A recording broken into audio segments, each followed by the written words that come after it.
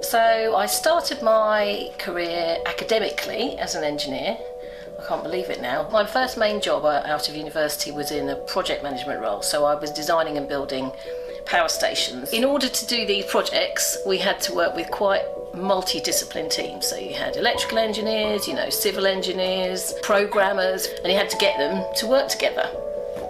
And therein lay the problem. It didn't happen by accident. I now look back now and see that I did these projects by facilitating. I wasn't the best engineer, but I was good at getting people to work together. I was the youngest project engineer in the team. When I left, they replaced me with 2. I always thought that was a good sign.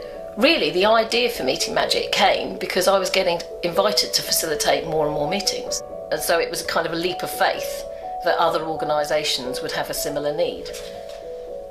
I think it's hard to think of a moment in 16 years that's been really pivotal, but what I'd say generally is it is the diversity that keeps me interested. So, we work with really small groups, right up to the really big groups, which is a completely different feel, facilitating those really large conferences. And it's the only job I've ever stuck for 16 years. Organisations spend a huge amount of effort, attracting, recruiting, retaining talented people.